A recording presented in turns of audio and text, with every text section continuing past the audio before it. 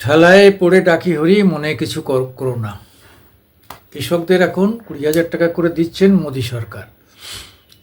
আগেও দিচ্ছিলেন 6,000 টাকা, সেটা বেড়ে এখন 20,000 হচ্ছে। অর্থাৎ হরিয়ানা, দিল্লির উপকণ্ঠে যে ভয়ঙ্কর কৃষক আন্দোলন পাঞ্জাব এবং হরিয়ানা দেখিয়ে দিয়েছে, তার সঙ্গে উত্তরপ্রদেশ, মহারাষ্ট্র, সব জায়গায়, গুজরাট, সব জায়গায় কিছু কিছু কৃষকরাও এসে পরে পরে জয়েন করে, মানে একটা ভয়ঙ্কর কৃষক আন্দোলন যা চলেছিল কয়েক মাস ধরে। কিছুতেই তাদের দাবি ছিল, সরকার যে 3টি অ্যামেন্ডমেন্ট এনেছিল, সংশোধন এনেছিল কৃষকদের মান্ডির ক্ষেত্রে, জমির ক্ষেত্রে, জমিরতে চাষ, কন্ট্রাক্ট চাষ ইত্যাদি ইত্যাদি কতগুলো এনেছিল। দেখা গেছে যে তার ফল ভালো হতো, কিন্তু মুশকিল হচ্ছে এই সব কৃষক নেতারা, টিকায়েতের নাম শুনেছেন, কোটি কোটি টাকার সম্পত্তির মালিক, অথচ সে টিকায়েত হচ্ছে কৃষক নেতা। তো যাই হোক, এরা চেষ্টা করছিল যে মান্ডি থেকে আরম্ভ করে সব কিছু তাদের নিয়ন্ত্রণে থাকবে, তাদের বাইরে কোনো নিয়ন্ত্রণ থাকবে না। এক দ্বিতীয় সমস্যাটা, যেটা সবথেকে বড় আকার ধারণ করছিল, সেটা হচ্ছে যে তারা ফসলের দাম তারাই ঠিক করবে। আচ্ছা বলুন তো দেখি, গেহুর দাম বিদেশে পাচার, বিদেশে মানে আমাদের রপ্তানি করার জন্যে একটা আন্তর্জাতিক মার্কেটের দাম আছে। তা আমরা যদি সেই দামের থেকে বেশি দাম দেই, তাহলে কোনো দেশ আমাদের গেহু কিনবে, আমাদের গম কিনবে, আমাদের চাল কিনবে না। কিন্তু তারা, চাষিরা ঠিক করবে যে গেহুর দাম কী হবে, তারাই চাষ করে, তাদের এটা দেখতে হবে। হ্যাঁ ঠিক, তারাও লাভ পাবে, কিন্তু সে লাভেরও তো একটা সীমা থাকতে হবে। ধরুন আজকে 60-70 টাকা চালের দাম হয়েছিল, একটা সময় ছিল 40 টাকা।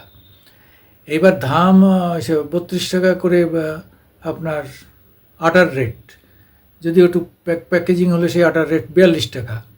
আজকে বলুন আপনাদের হাতে, কৃষকদের হাতে যদি এই রেটটা চলে যায়, কৃষকরা তো তখন বলবে 200 টাকা করে আমার 1 কেজি চাল, 1 কেজি গমের দাম 200 টাকা হবে, আমাদের তাই মানতে হবে। তাহলে মানুষ খাবে কি, মানুষ কী করে বাঁচবে? আবার এইটা তো বাইরের দেশেও বেচতে পারবে না এই রেটে, সরকার এই রেটে কিনে থাকে, তো আরও অনেক সাবসিডি দিয়ে করতে হবে। তাহলে কৃষকদের জন্য যদি আমাদের দেশের অর্থনীতি সবটাই চলে যায়, তাহলে সাধারণ মানুষ, কৃষক তো সবাই না, 142 কোটির মানুষের মধ্যে সবাই তো কৃষক না।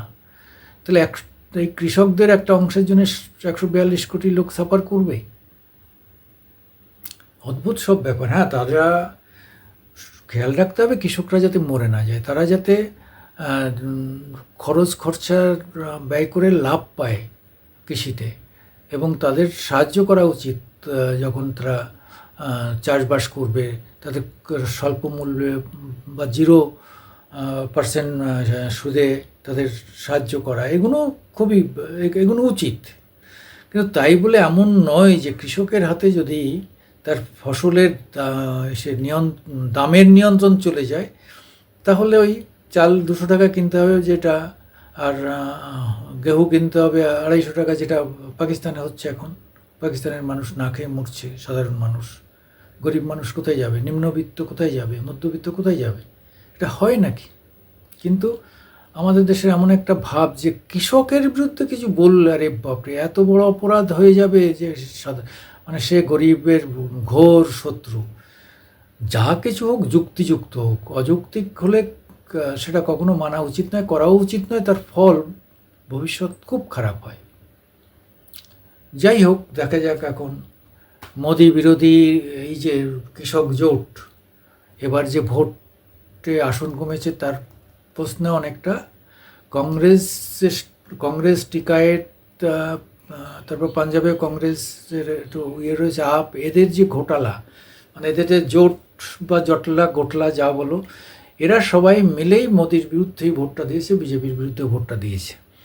ফলে 300 পার করতে পারেনি মোদি। কিন্তু এরা ভাবতেও পারেনি যে সত্যি মোদি থার্ড টাইম ক্ষমতায় আসতে পারে, এই ধারণাটা এদের ছিল না। তবুও সমস্ত বিদেশি দেশি সমস্ত পুঁজির